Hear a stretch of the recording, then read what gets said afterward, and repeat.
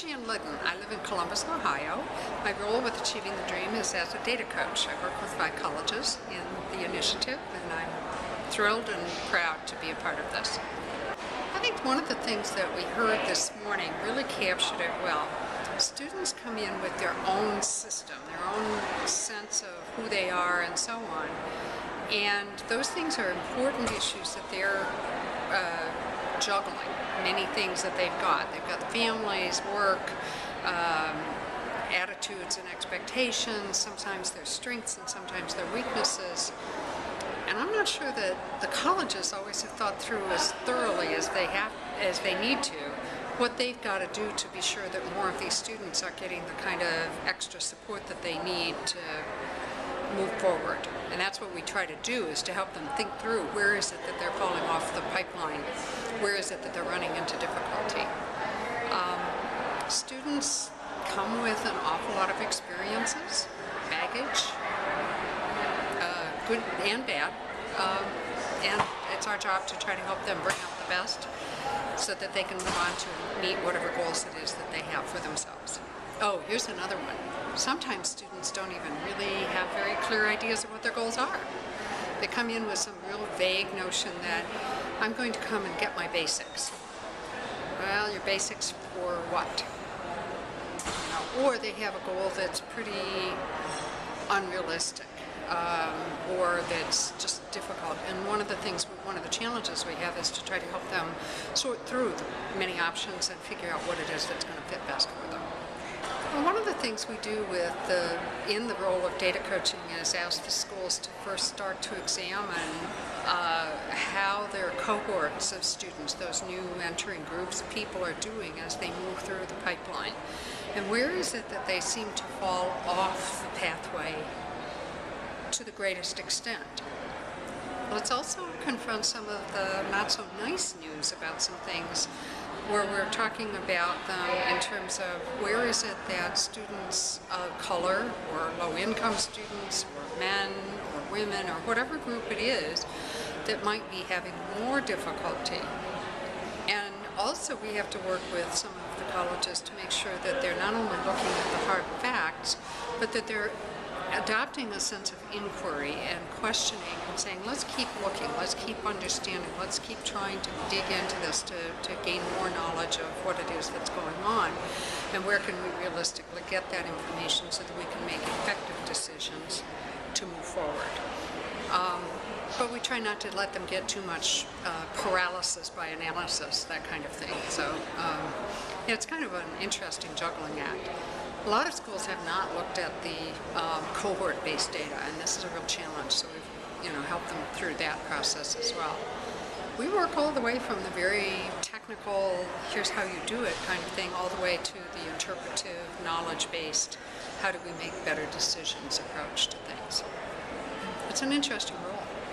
I think the equity message is one of the most powerful parts of all of this. Not everybody comes in with the same set of assets, with the same sets of even some of the same deficiencies. And so how is it that we can try to be sure that we're trying to work effectively with this? One of the metaphors that somebody gave me many years ago that I've used a lot is that the ladder needs to be climbed. If you want somebody to become, say, a nurse or a mechanic or something like that, you want them to be a very good nurse. You never lower your standards. You want them to be a very good mechanic. You never lower your standards. But, this person said, why is it the rungs on the ladder have to be so far apart? Well, think about it. Is there any reason that the ladder is any better if the rungs of the ladder are closer together? That's what we need to do, is to help our students climb that ladder. That, to me, is the equity message. That's saying that we're trying to make sure that they don't have to leap this in a single bound, that they can find their pathway and we can help them with it. It's so cool and it's so important. It's also being sensitive to the fact that many people are different in ways that may not be entirely visible to us, too. Somebody who may have a background in poverty that has been generational may not necessarily look on the surface us any different than, say, somebody else who comes from a different kind of an economic and social background. But the kinds of things that they're coping with are going to be very different. And we have to figure out ways that we can be sensitive about that so that we can get to it.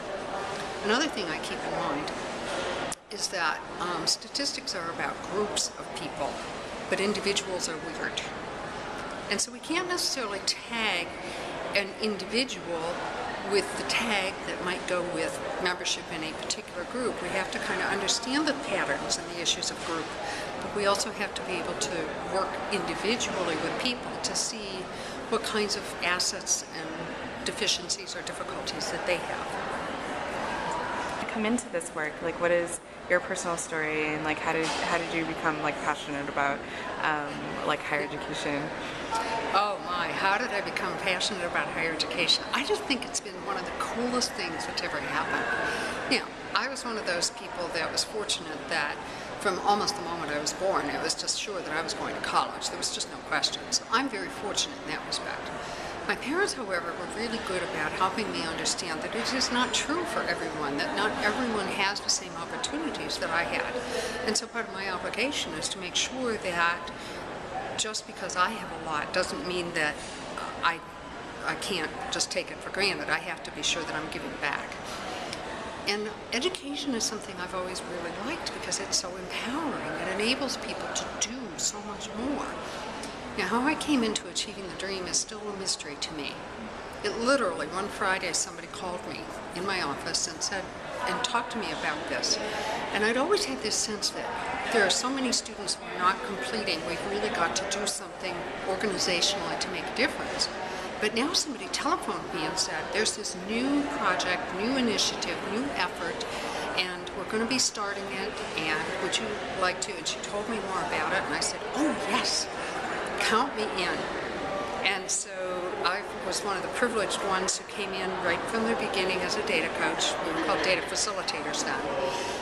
And we were building the bicycle and designing the bicycle while we were trying to ride it too. And it was a pretty amazing thing. Now we've got a lot more experience, a lot more data, a lot more evidence, and it's becoming a lot easier for each of the next generation of colleges to come in and learn from what's been going on previously. But it's so exciting. It's the most satisfying work I think I've ever done. Well, achieving the dream is a combination of that individual excitement that you see when you see somebody walk across the stage at commencement, where they've achieved a goal that's important for them and for their families, and the excitement that they feel.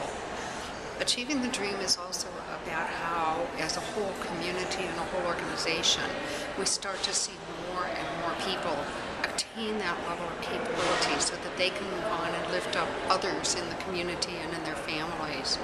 Achieving the dream is about what we as a country need, so that we get more and more people who have the kind of capabilities that they need so that we can be sure that we have a bright future for our whole country.